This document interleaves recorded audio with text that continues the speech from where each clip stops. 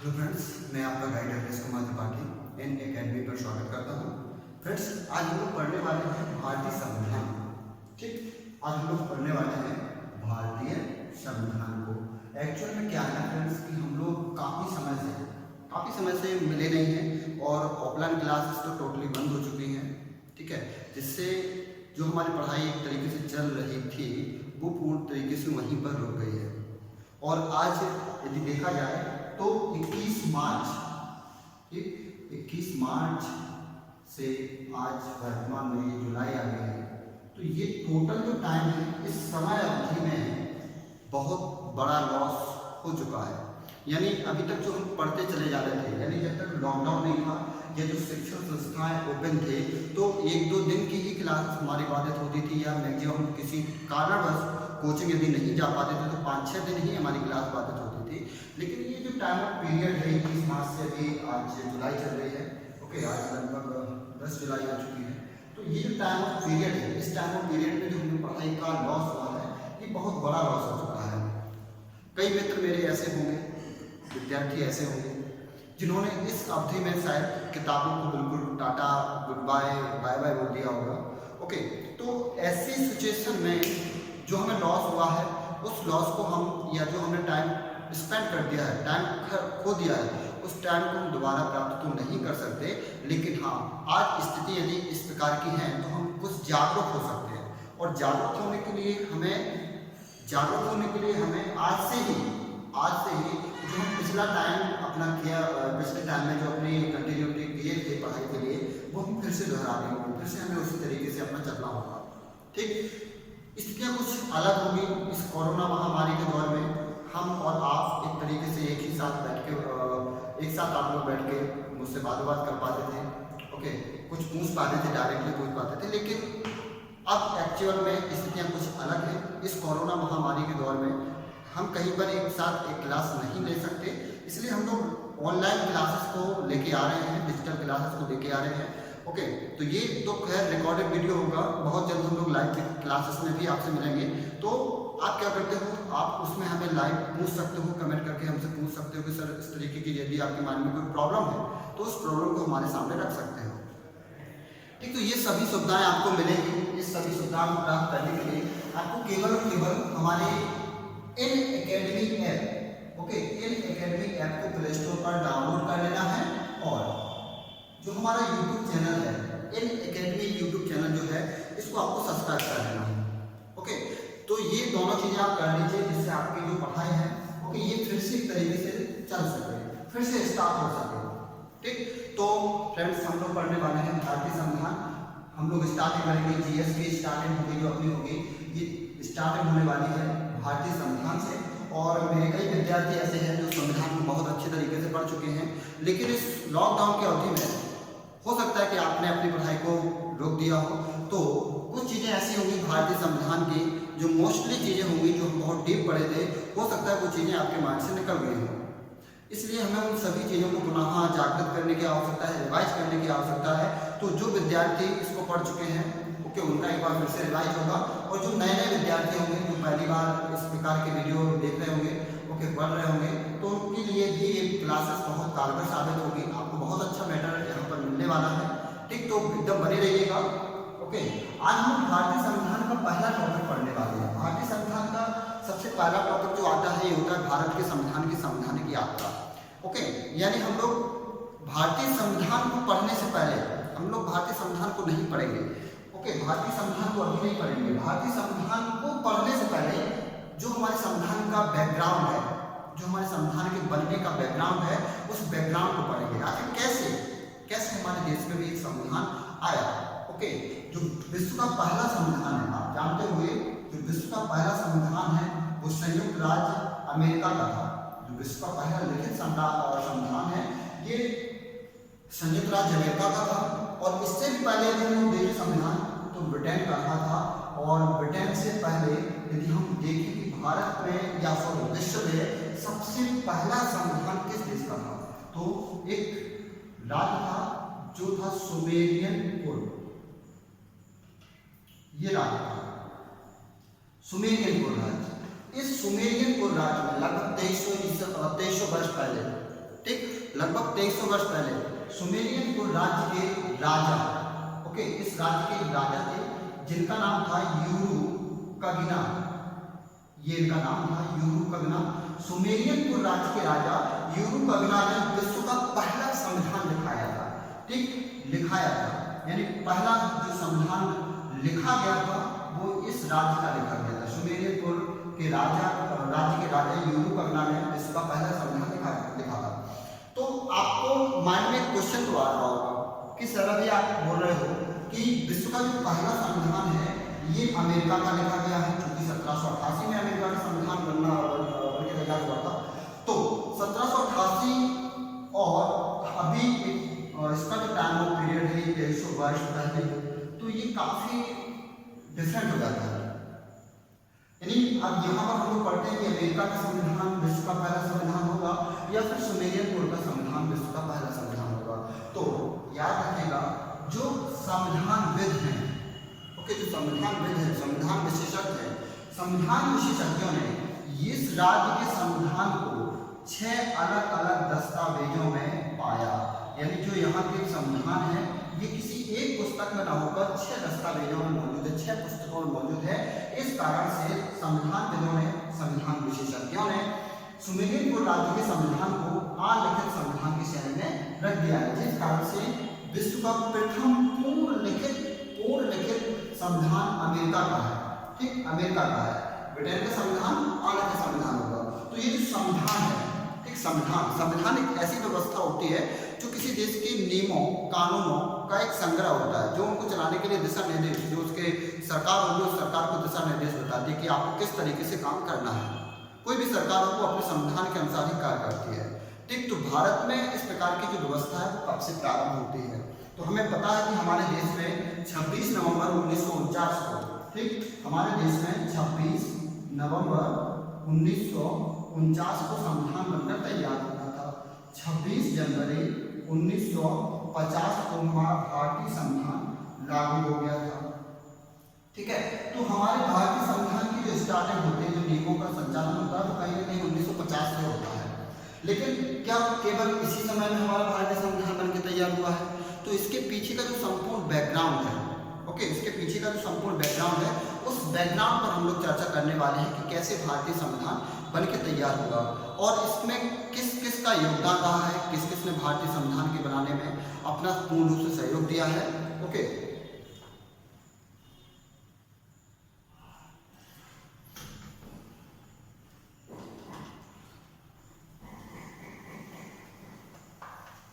चलिए, तो फ्रेंड्स हम लोग स्टार्ट करते हैं भारत के संवैधानिक यात्रा को, ठीक।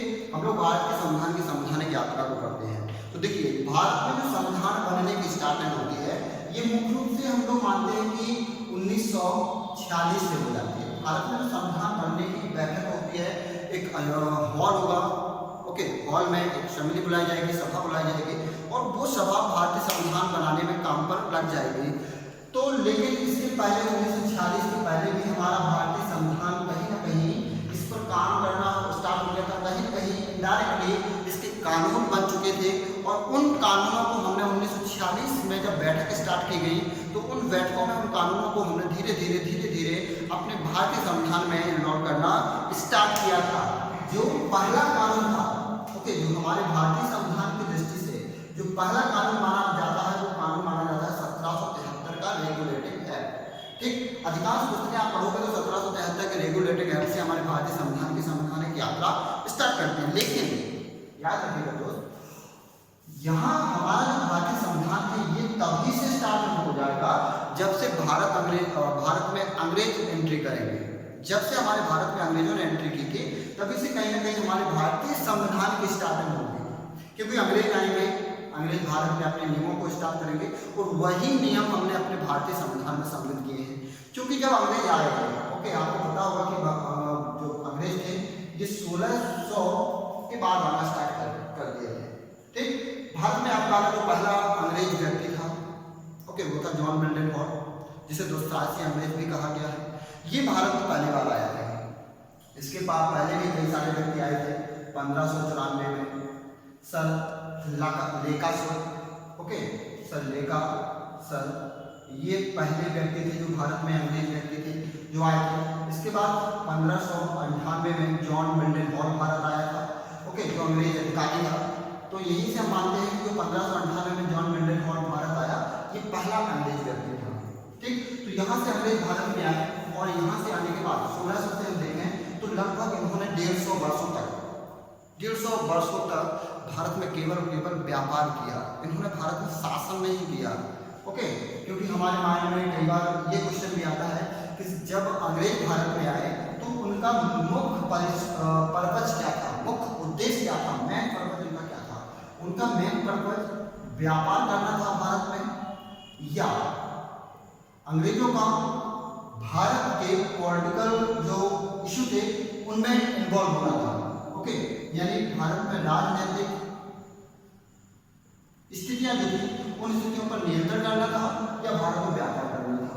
तो दोस्तों याद रखिए, जब भारत में अंग्रेज आए तो अंग्रेजों का मुख्य उद्देश्य भारत में राजनीतिक इंटरफेयर करना नहीं था, बल्कि उनका मुख्य उद्देश्य था भारत में व्यापार करना। यदि वो राजनीतिक इंटरफेयर करना होता, राजनीति करने के लिए आते, भारत पर शासन करने के लिए आते, तो 1600 से 1857 तक इतना टाइम भी लगता, उनको 150 वर्ष नहीं लगते शासन करने के लिए। वो तुरंत आके भारत में शासन करना स्टार्ट करते, युद्ध करते। जैसे कोई भी राजा होता है इतिहास में तो वो तुरंत युद्ध करता है, युद्ध के बाद उस राज्य पर कब्जा करता है, नियंत्रण करता है और वहां पर शासन करना स्टार्ट कर देता है। लेकिन अंग्रेजों को तो 150 वर्ष लग गए, यानी अंग्रेज मुख्य रूप से व्यापार करने आए थे, शासन करने नहीं। लेकिन भारत की राजनीतिक स्थितियों का लाभ उठाते हुए, राजनीतिक कमजोरियों का इन्होंने लाभ उठाकर भारत में शासन करना स्टार्ट किया था।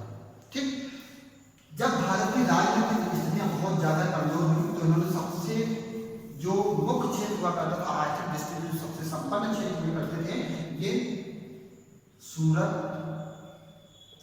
बंगाल और मद्रास।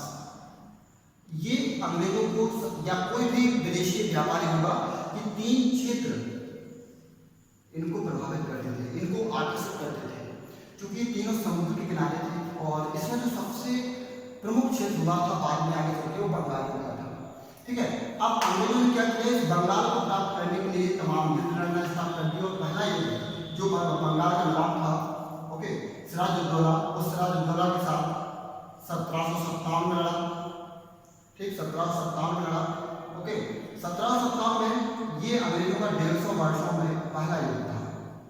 ठीक, अंग्रेजों ने 150 वर्षों भारत के खिलाफ जो पहला युद्ध लड़ा था वो यही था। 1757 का जो युद्ध लड़ा गया था, जिसे हम बैटल ऑफ प्लासी के नाम से जानते हैं।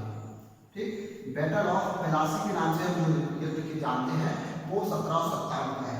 इसके बाद उन्होंने 1764 में battle of Buxar, okay, battle of Buxar यानी बक्सर का युद्ध लड़ा। और इन दोनों युद्धों में यहाँ पर बंगाल के नवाब सिराजुद्दौला को हराया गया, यहाँ पर मीर कासिम को हराया गया। और इनको हराने के बाद हम देखें तो अंग्रेजों ने पूरे के पूरे बंगाल पर अपना कब्जा कर लिया। ठीक, और यहीं से भारत में उन्होंने सत्ता स्टार्ट कर दी, शासन करना स्टार्ट कर दिया। इसके बाद हम देखेंगे 1764 में अंग्रेज, ओके, 1764 में जब अंग्रेजों ने बंगाल पर अपना अधिकार कर लिया तो यहाँ पर 2 संधियां की जाती हैं, 12 अगस्त 1765 और 16 अगस्त 1765। ओके, ये 2 संधियां हुई, एक अवध की संधि और एक इलाहाबाद की संधि। ठीक, ये जो दोनों संधियां हुई, इस दोनों संधियों के पश्चात कहीं ना कहीं अंग्रेजों का इनडायरेक्टली जो नियंत्रण था वो दिल्ली पर हो गया था। ओके, ये एक अलग सब्जेक्ट होगा, एक अलग टॉपिक होगा जो मॉडर्न हिस्ट्री के अंतर्गत आता है, तो अभी हम उसको डिस्कस नहीं करेंगे। हम तो केवल ये देखेंगे कि जो भारतीय संविधान है, भारतीय संविधान की स्टार्टिंग कैसे हो गई।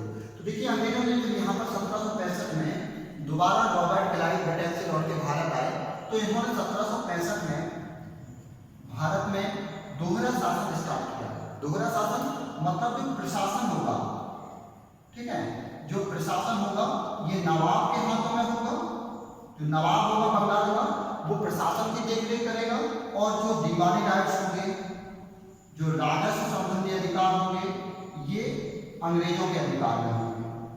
तो इस तरीके से दो शासन व्यवस्था जो है ये 1765 में स्टार्ट हुई और 1772 में जब ब्रिटेन से एक व्यक्ति आएंगे जिनका नाम है वॉरेन हेस्टिंग्स।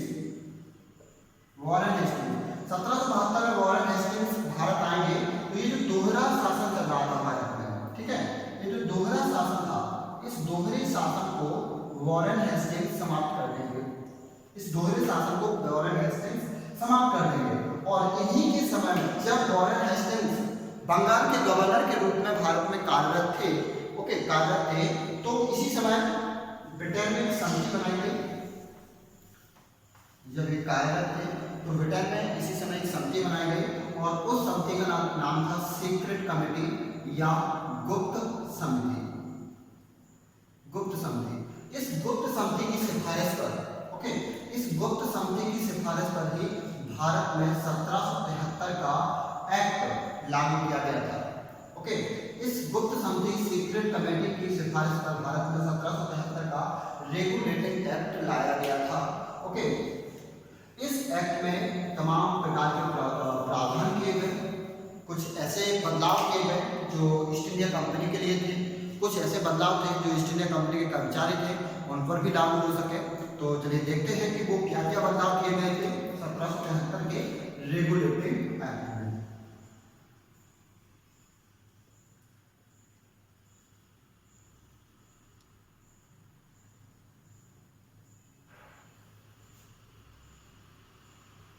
रेगुलेटिंग अधिनियम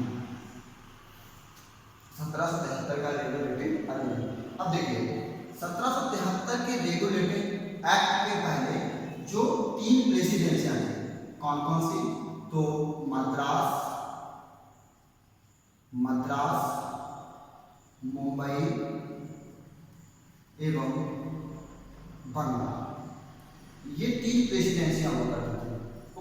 1773 का जब रेगुलेटिंग एक्ट भारत में लाया गया तो इस एक्ट के लाने के पहले भारत में 3 प्रेसिडेंसियां थी। एक मद्रास प्रेसिडेंसी थी, एक मुंबई प्रेसिडेंसी थी और एक बंगाल प्रेसिडेंसी थी। यहाँ के जो गवर्नर हुआ करते थे ये गवर्नर अलग अलग हुआ करते थे, ठीक, अलग अलग हुआ करते थे। यहाँ के जो गवर्नर होंगे ये गवर्नर अलग होंगे, यानी मद्रास का गवर्नर अलग होगा, मुंबई का गवर्नर अलग होगा और बंगाल का गवर्नर अलग होगा।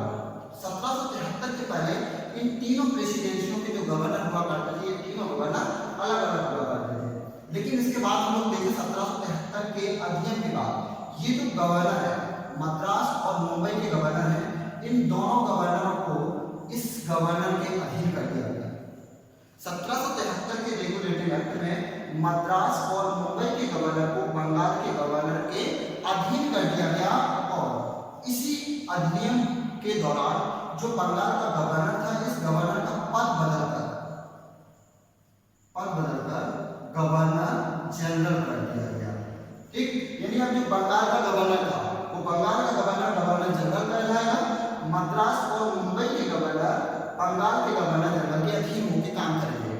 क्योंकि ये इंटरफेयर कर सकता है, मद्रास और मुंबई के जो काम होंगे, गवर्नर का जो काम होंगे, इनके कार्यों में बंगाल का गवर्नर जनरल इंटरफेयर कर सकता है, परंतु मद्रास और मुंबई के गवर्नर बंगाल के गवर्नर जनरल के कार्यों में इंटरफेयर नहीं कर पाएंगे। इसके साथ ही साथ यहाँ पर यह व्यवस्था की गई कि जो बंगाल का गवर्नर जनरल होगा, ठीक है, यहाँ पर इसके साथ ये व्यवस्था भी की गई कि जो बंगाल का गवर्नर जनरल होगा इस गवर्नर जनरल की सहायता के लिए एक गवर्नर परिषद का निर्माण किया गया, ठीक। जो बंगाल का गवर्नर जनरल होगा इस गवर्नर जनरल की सहायता करने के लिए एक गवर्नर परिषद का निर्माण किया गया। इस परिषद की मुख्य विशेषताएं क्या थी कि इसमें 4 सदस्य थे। इस परिषद की विशेषता क्या थी? इस परिषद में 4 सदस्य थे। कौन कौन से थे? मानसन, कैलाबरी, वॉरवेल एवं फ्रांसिस, ये 4 सदस्य थे, ठीक। यानी गवर्नर परिषद की जो गवर्नर जनरल की गवर्नर परिषद थी उस गवर्नर परिषद में कितने सदस्य थे? तो इस परिषद में 4 सदस्य थे, मानसन, कैलाबरी, वॉरवेल एवं फ्रांसिस, ये 4 सदस्य हुआ करते थे। इसके बाद ये जो गवर्नर जनरल होगा, ये गवर्नर जनरल को, ये परिषद गवर्नर जनरल को कानूनी सलाह प्रदान करेगी।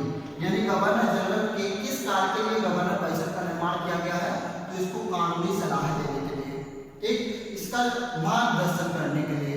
ओके, यदि गवर्नर जनरल को कोई मार्गदर्शन करेगा तो वो काम कर सकती थी गवर्नर परिषद, लेकिन सारे के सारे अधिकार, जो संपूर्ण राइट्स थे, वो गवर्नर जनरल के अधीन थे। सब कुछ बंगाल के जितने भी अधिकार होंगे, वो सभी अधिकार बंगाल के गवर्नर जनरल के अधीन होंगे। इसके साथ ही साथ इस अधिनियम में एक और मुख्य प्रावधान किया गया था।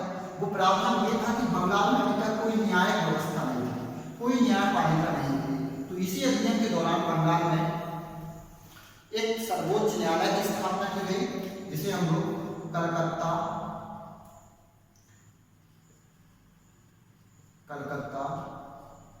उच्चतम न्यायालय के नाम से जानते हैं। इसको 1774 में बनाया गया था। याद रखिएगा, कलकत्ता उच्चतम न्यायालय की स्थापना 1774 में हुई थी। कब हुई थी?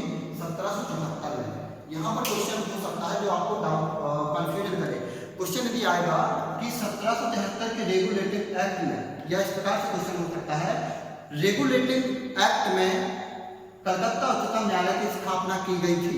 ऑप्शन दे सकता है, रेगुलेटिंग एक्ट में कलकत्ता उच्चतम न्यायालय की स्थापना की गई थी। फर्स्ट ऑप्शन दे सकता है 1773, 1770, 1774, डी ऑप्शन, इनमें से कोई नहीं, नन ऑफ दीज,